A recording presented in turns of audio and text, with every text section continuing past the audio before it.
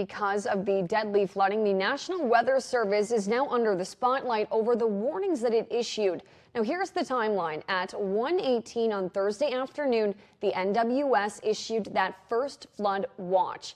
Hours later, just before midnight, it issued the first flood warning. That got upgraded to a considerable event shortly after 1:14 a.m., and that warning upgraded to an emergency just after 4 o'clock on the morning of July 4th. And while the NWS is facing a staffing shortage, more workers had been called in. Are you investigating whether some of the cuts to the federal government left key vacancies at the National Weather Service or the Emergency Coordination? No. They did not. And FEMA already has boots on the ground there, but the agency's future is uncertain as the president is calling for responses to be moved to a state level. And in light of the heartbreak unfolding in Texas Hill Country, you might be wondering, what if that type of flooding happened here? It's a terrifying thought, but it is a very real threat no matter where you live. Meteorologist Aiden Sarah joins us now. And Aiden, I understand that you found out that we have a bunch of safety measures put in place to make sure that something like this couldn't happen here. Yeah, predicting flooding to that extent is extremely difficult. There are a lot of factors that go into it.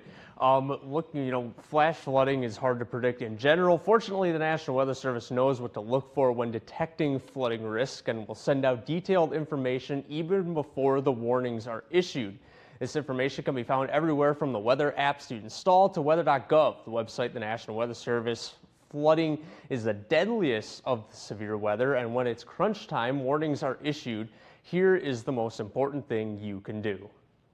We want you to have multiple ways, whether that's your phone, whether that's internet, whether that's NOAA weather radio, local TV and radio, even word of mouth. Have multiple ways to be able to receive a warning if one is issued for your area, especially at night.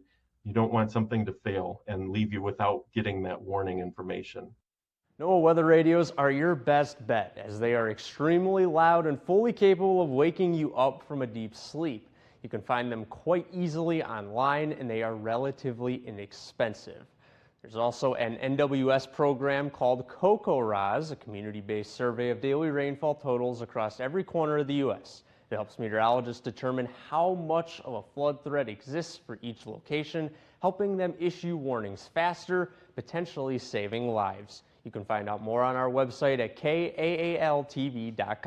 Live in Studio A, Aiden Sarah, ABC 6 News.